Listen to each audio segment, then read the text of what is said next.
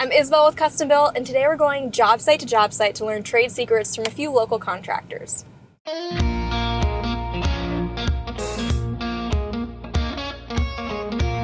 out here with Josh Baines, our Director of Production, and today we're going to take a look underneath this deck and see what we do at Custom Built that makes our decks stand out. Great. So we've got hurricane straps. Now this is to control any uplift. So if any wind got under here, we don't want it to pull the deck up. Of course, as most things that we do, it's overkill. So It's meant for climates that we don't deal with, but again, we do deal with all that freeze and the thaw and exactly. a lot of extreme temperatures. Movement. Yeah. So then when we get to the ledgers, now the ledger is the board that sits up against the wall. So that's what the whole deck is attached to. So obviously we want to make sure that thing's attached well. Yeah. So you're going to see a couple of different things here. You're going to see the house wrap, which was existing. Then you're going to see ice and water. So we put that on before we put our ledger on. Now this is our ledger flashing. So we want to make sure this ledger flashing is on top of our ice and water, but behind the house wrap. So if any water were to get up above that window somewhere, it's riding on top of this house wrap. So we want to make sure that that doesn't go behind our ledger flashing. Nice. So again, just helps with the waterproofing, helps with the aging. And we pull off a lot of decks where they're not flashed appropriately. And we get into all kinds of structural issues because we're replacing structure for the house now because all that water has gotten behind the ledger board, behind any flashing that they had, and it rots out the house. Our decks are usually in good shape, but the house isn't. So of course you can imagine we get water back there, potential mold, rot, and I mean, you're talking about things in finished spaces. I mean, this basement's fully finished. If water gets back there, they got a major problem. Huge problem. Anytime we get to spend time with our own team on site, it's exciting. But so is our next stop, and we've got a little bit of a drive ahead of us. I'm out here with Dan from Acme Home Exteriors, and Dan, roofs can be pretty dangerous. And so the big question is, should a homeowner go on their roof and inspect the shingles that are up there? Yeah, I do not recommend that they go up on the roof and inspect it. Can they? Yes, but just need to be very careful. A lot of homeowner injuries happen on ladders. And so just getting up onto the roof itself can be really dangerous. And we just don't want anybody to get hurt. Sometimes those things are best just to leave to the professional. Dan is so right, and he brought me on the roof to show how professionals truly stay safe.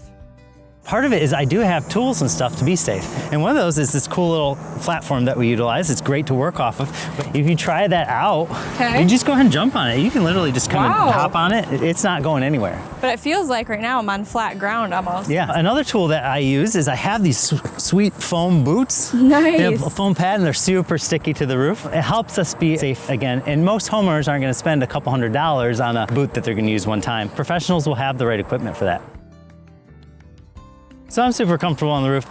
Over the course of the last few minutes, you've been getting more comfortable. I can see that. Yeah. But when you first got up here, I could tell you're a little nervous, and you slipped a little bit. I think the big tip you gave me too is just stand up straight. Yeah, stand up straight. And it makes sense. Work with gravity, don't work against gravity, and have it push you. Also, where you're walking matters. You can actually damage a roof if you don't walk on it correctly, and especially areas like valleys where the roofs come together. If you step in it, you could make a hole. Being up on this roof, I understood why it's best to leave this to the professionals like Dan. While I love a good bird's eye view, I was ready to climb back down. So as you can see, the roof can be a little dangerous up there. It can. And you really got to watch where you're stepping. And we talked about the valley and how to step on the shingles. So that's why it's really important to hire a professional that can get up there, assess it, but do it really safely, have the right equipment. And so it keeps everybody safe, happy, and at the end of the day, we solve the problem and don't go to the hospital. Getting the chance to spend time on site with Dan is always a blast, but there's still more things to see, so let's get on the move.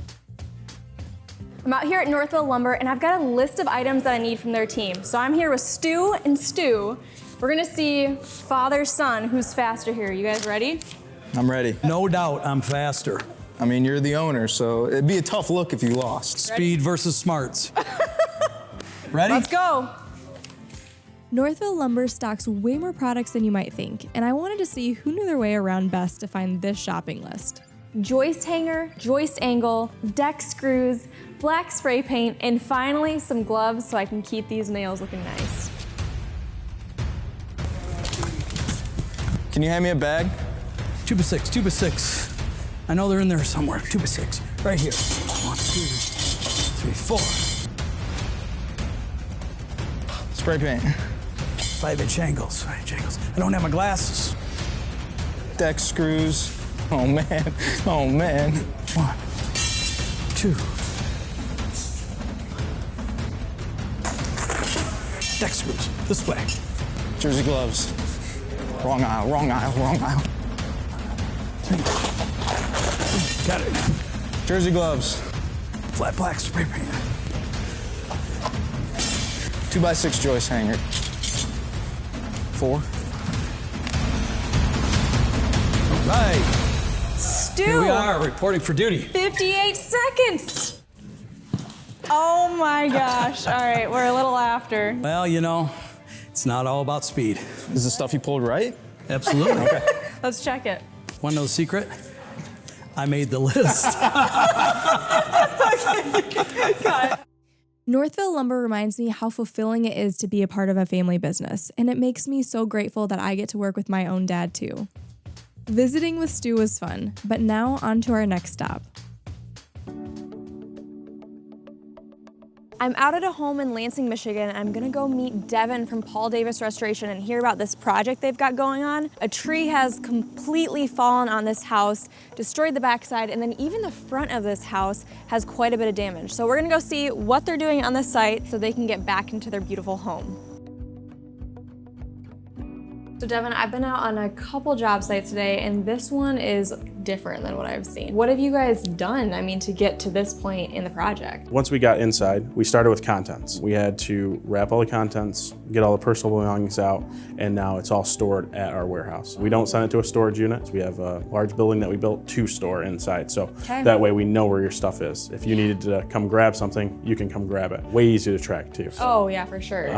And then after that, we got to put some dehumidification in the basement, saved what we can, and then we got to the demo phase. We had to get it all opened up, so when we had the engineer in here, he could kind of come and see what's behind the drywall. He's got to be able to see, so he can tell us what we have to replace. So what did you guys find? I mean, I'm picking up some things from construction, but what did you find when you guys peeled back the drywall? Like, let's talk about the construction, because this is a little bit of an older home. Yep, all the trusses are hand framed, and then that led to both the back wall and the front wall being bowed out. Now a new code upgraded, if a tree fell on it, once it's redone, the walls wouldn't go out. It would just damage the roof and the trusses. Right, and you guys are working in this site where 2 walls are bowing out now, and you got the roof coming down, and... Yep, so kind of where the impact hit, we were able to use a bigger piece of equipment and lift some things up, so we didn't have to send people in there because we had to get the contents out of there too. And then we built a temporary wall to hold up the structure, made it all safe and sound. The work that Paul Davis Restoration is doing to this home is incredible, and we'll definitely be back to check on their progress. But for now, we have another stop ahead of us.